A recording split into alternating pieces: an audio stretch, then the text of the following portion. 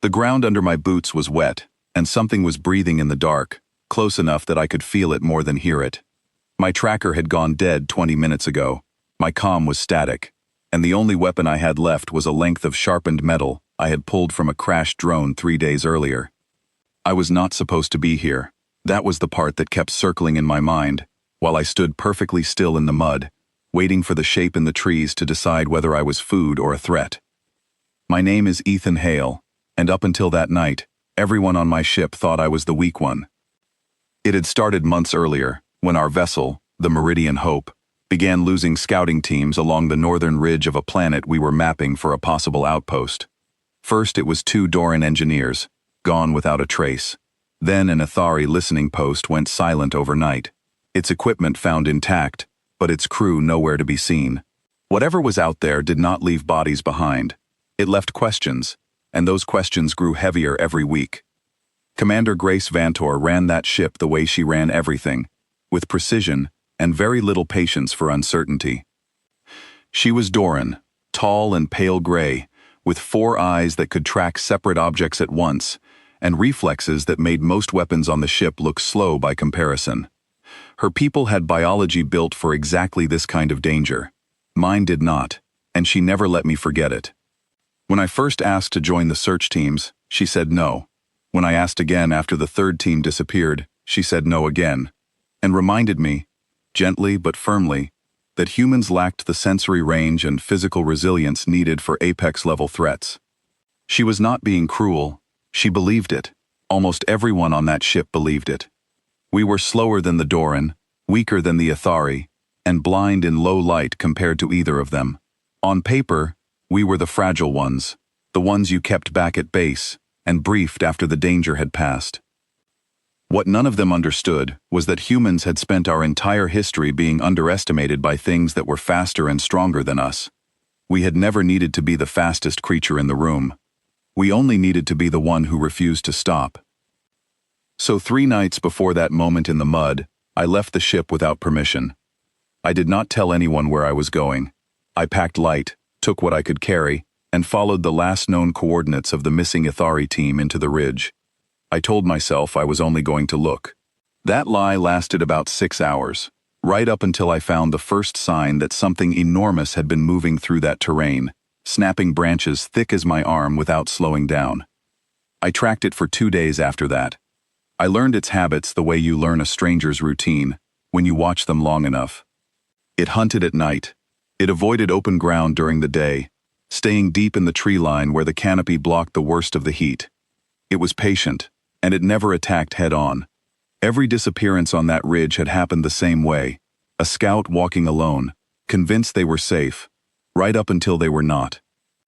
By the 3rd night, my tracker had failed, my food was gone, and I was standing in a ravine with nothing but a sharpened piece of drone metal and a plan that depended entirely on being more stubborn than a creature built to survive on a planet that wanted to kill everything on it. The breathing got closer. I did not run. Every instinct in my body told me to run, and I understood exactly why that instinct existed. It kept most creatures alive by putting distance between them and danger. But I had learned something about the thing hunting me over those 2 days, something none of the survey data had captured. It did not chase things that stood their ground. It chased things that fled. Every one of the missing scouts had likely done the sensible thing, the thing any trained soldier is taught to do when faced with an unknown threat. They had backed away. I stayed exactly where I was, and I let my knees buckle, slow and controlled, until I was lying in the mud, one arm bent beneath me, the sharpened metal hidden along my side. I made my breathing shallow. I made myself look like something that had already lost. The shape in the trees stopped moving. For a long stretch of silence, I heard nothing at all, not even wind, and I began to wonder if it had already left, if the whole plan had failed before it started. Then I heard the branches shift, slow and deliberate, and something enormous stepped out into the open space of the ravine. It stood taller than I expected, even after 2 days of tracking its prints. Its body was built low and wide, with 4 limbs ending in claws long enough to open the metal shell of a Doran transport pod, which explained a great deal about how the ship's supply crates had turned up torn open weeks earlier. Its head carried a ring of eyes that did not blink, and it moved with the kind of quiet confidence that only comes from never having lost a fight. It approached the way a predator approaches something it believes is already finished, unhurried, almost curious. I let it get close. I let it lower its head toward me, testing whether I would move. That was the moment I moved instead, faster than it expected from something it had already decided was harmless. I will not describe every second of what happened next, because it happened too fast to describe cleanly, and because the details matter less than the outcome. I used the terrain, the same ravine that had nearly trapped me, to limit how the creature could turn. I used the one advantage every human carries that most predators never account for, the willingness to keep going, long after the smart choice would have been to stop. It was strong enough to end the fight in seconds if it landed a clean strike. I made sure it never got the chance. Staying low, staying close, using the sharpened metal exactly once, aimed at the one place I had studied for 2 days, without the creature ever knowing it was being studied back. When it finally went still, the ravine was silent again, and I realized my hands were shaking, not from fear anymore, but from the simple fact that I was still standing. I did not celebrate. I did not have the energy to. I sat down in the mud beside 600 kilograms of the thing that had haunted every scout on that ship for months, and I stayed there until my breathing slowed and the shaking stopped. Getting it back to the ship took most of the next day. I rigged a line from salvaged cable and dragged the creature across terrain that fought me every step of the way, through mud that pulled at my boots, and undergrowth that seemed determined to slow me down out of pure spite. By the time the Meridian Hope came into view, I had not slept in almost 3 days. I was covered in mud and dried streaks I did not want to think about too closely, and I was fairly sure I looked less like a soldier returning from a mission and more like something that had crawled directly out of the ridge itself. The airlock took 20 minutes to get through, mostly because the creature's frame barely fit, and by the time I finally hauled it onto the deck, the noise had drawn half the ship's crew into the corridor. The mess hall went silent when I walked in. Commander Vantor was the first to speak, all 4 of her eyes locked on the creature, then on me, then back again, as though she could not decide which sight required more explanation. Beside her, Ensign Lyra Doss, one of the younger Doran engineers, had gone pale, one hand pressed against the wall like she needed it to stay upright. Across the room, an Athari diplomat named Sona Reth stared at the creature's claws with an expression somewhere between horror and disbelief. Nobody said anything for a long moment. I let the cable drop from my hand and stood there, swaying slightly, waiting for someone to find their voice. Commander Vantor found hers first. "Sergeant Hale," she said, her voice carrying the same clipped precision she used for everything. "Would you care to explain why you have brought an apex predator onto my ship?" "It is not a predator anymore," I said. "It is a body. There is a difference." "There is very little difference," she said, to the crew currently deciding whether to be sick. I looked at Ensign Doss, who had gone a shade of gray I had not seen on a Doran before. "Fair point. You have lost 4 teams to this creature over 5 months," I said. I asked for clearance to join the search 3 separate times. Every time, I was told humans lack the physical capability for apex-level engagement, so I stopped asking. "You went out there alone," Sona Reth said quietly. "without authorization, without support." "Into terrain that has claimed trained combat units." "I know," I said. "I was there." Commander Vantor's mandibles clicked together. A gesture I had learned over the months meant she was working through something that did not fit neatly into her expectations. She studied the creature for a long moment, then looked back at me, and something in her expression had shifted, just slightly. "How?" she said finally.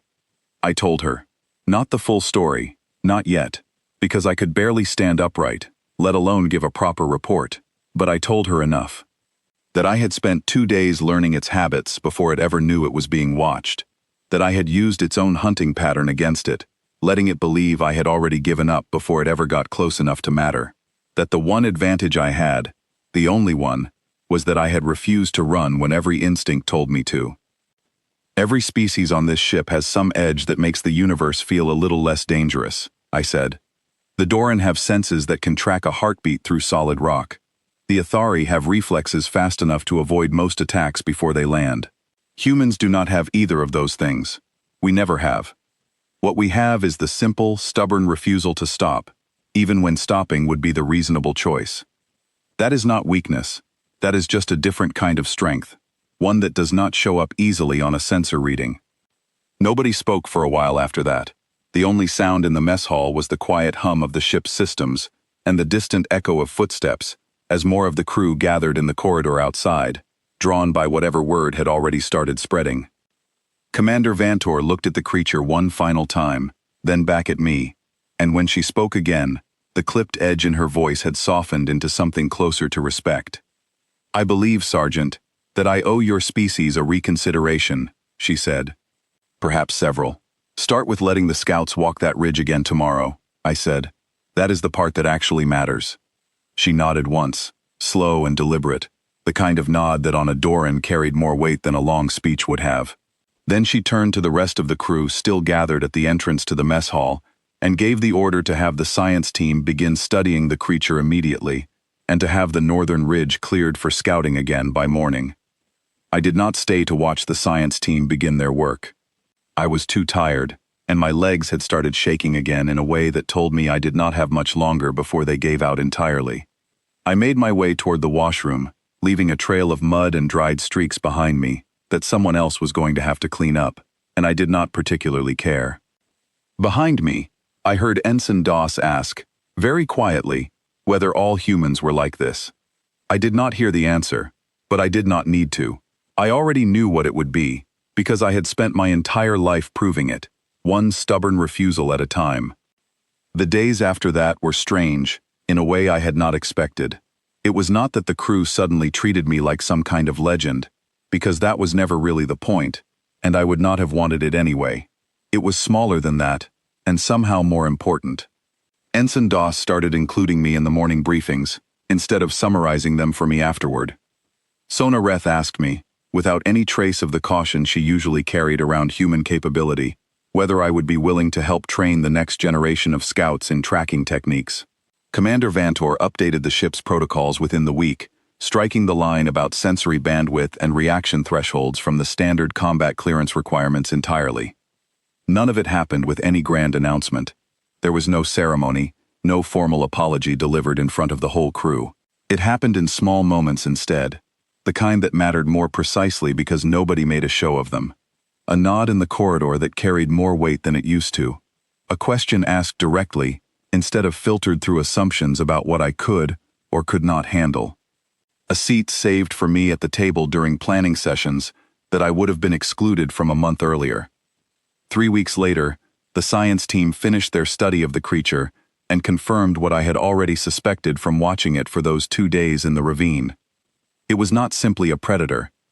It was the last of a species that had once hunted across the entire ridge in coordinated groups, before some earlier disaster had reduced their numbers to almost nothing. The other members of its kind, if any still existed, had likely moved further north, deeper into terrain the ship had not yet mapped. Commander Vantor called me into her quarters when the report came through. She did not waste time with pleasantries, which I had come to appreciate about her. "There may be more of them," she said. "Further north." "I assumed as much," I said. "I am putting together a proper team this time," she said. "Trained, equipped, authorized. I want you leading the tracking element." I looked at her for a long moment, thinking about the ravine, the mud, the 3 days without sleep, and the simple stubbornness that had gotten me through all of it when nothing else would have. "I will need better boots," I said. She almost smiled. I had never seen her do that before, and I was fairly sure I would not see it often, but in that moment, it was enough. We left for the Northern Territory 8 days later, a full team this time, properly equipped, properly authorized, with every member of that crew trusting that whatever we found out there, we would face it together, instead of deciding in advance who was strong enough to help and who needed to be protected from the truth. I still do not know what waits further north.